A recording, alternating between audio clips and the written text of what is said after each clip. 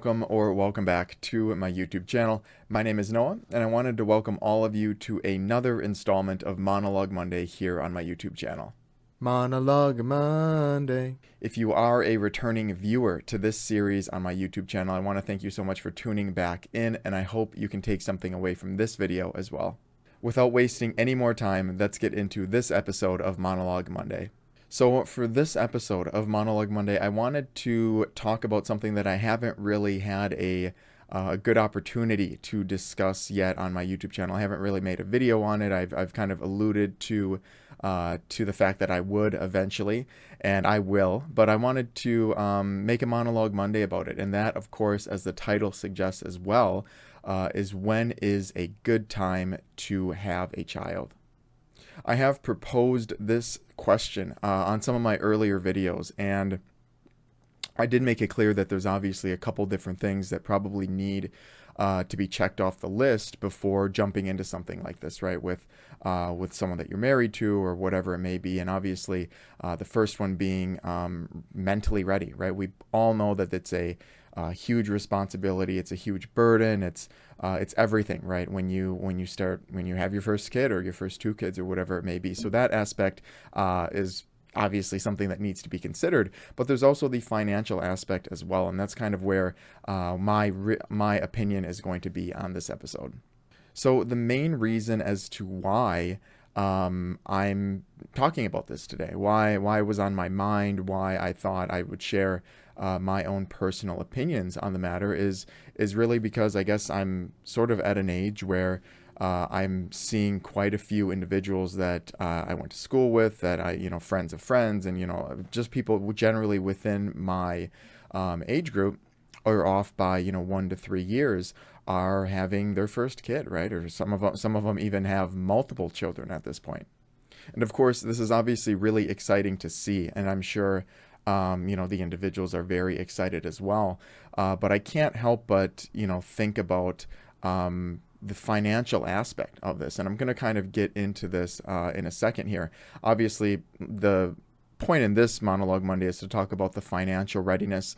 I'm not there to judge on if I believe they're mentally in a good position to have kids. Maybe they find that out on their own. I'm not really too sure. But at least for the financial side, I wanted to share my thoughts. And it just becomes a little bit surprising for me because I kind of put myself in the shoes of someone who might want to have a kid, and I go through all of my finances and I go through what I want, find my financial goals for the next 1 year, 3 years, 5 years, whatever it may be. And no matter how I really look at it, I just cannot. I can't make the math work for me, right? So. And it's not even really close. I'm not saying if I had an extra $5,000, a kid sounds like a good deal. But it's something that I think about every time there's an announcement or a video or a picture of another baby, essentially, right? These things cross my mind as to, what are, individuals doing differently than I am to be able to be in a position where they feel financially ready, financially very secure to take on something like this. Because we all know that, when you have kids, your time goes there, right? So sure, you might, maintain your job, but you probably aren't going above and beyond, right? So promotions might be a little bit limited. Jumping from job to job in pursuit of a higher salary might be more difficult, and so on. And that's something that I definitely consider for myself, where if I'm not ready in that aspect, right? If I don't have complete financial security, I can't wrap my head around bringing a child into this world. So I have a few things going on in my head as I see these announcements and so on. And we know, as I've previously discussed in my last video, I believe we know kind of roughly what the median salary is, right? The median income is for an individual. Obviously, it's not going to be the same for everybody, but if you were to go out on the street and ask everybody in the United States what their salary was, assuming they're not lying to you, it's probably going to be close to, that 48,000, 50,000 mark. And For me personally, that just doesn't, that's not sufficient for at least my own personal goals and what I believe are should be other people's goals as well, to take on such a not only a mentally and physically um, tiresome endeavor like having kids, but financially as well, because there's school and hospital and more food and insurance. And it just it's a lot of money to have a kid, right? The numbers, if you look at from 0 to 18, are huge amounts that could do wonders elsewhere. So I see all these announcements, like I said, about people having kids, and it makes me wonder: is everybody just rich around me, right? Am I missing something here where, they're making, as everybody else making 150,000, as an individual, and then having kids, which makes sense, but I don't feel like that's the case. Just using the law of average and assuming that the majority of people are going to be within that median range. But of course, I don't know, right? I haven't worked. I don't know everybody's financial situation. But from the experience that I've had, the annual salary, or the average annual salary for a lot of individuals, does tend to sit within that 48 to like $55,000 per year. And it becomes one of those things where I just don't see it as a sufficient salary to take care not only of yourself and your kid, but also future planning as well, and maybe taking care of getting a house or whatever it may be, which are also also landmarks for a lot of individuals.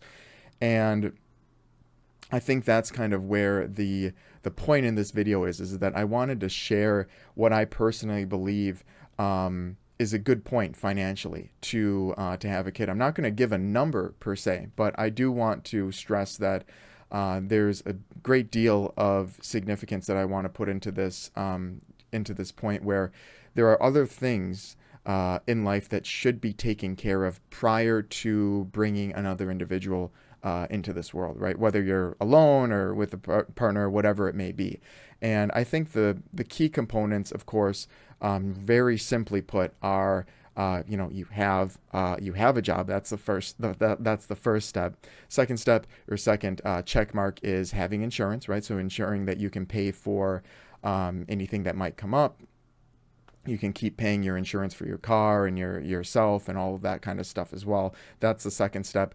The third step is being able to put money away into a savings account, right? So this is going to be a little bit different than your investment account, right? Than your primary retirement account. But there needs to be money that goes into your savings, right? Because as we know, the economy cannot always be a reliable source, right? So things can change, and you might have to start pulling from your savings. But in general, too, you want to be building your savings on an annual basis for large expenses, right? If your car's breaks, or if you want to buy a house, or if if an emergency happens, right? I don't know what it might be, but your savings needs to be going up by a decent amount, or a appropriate amount is, I think, a good way to put it.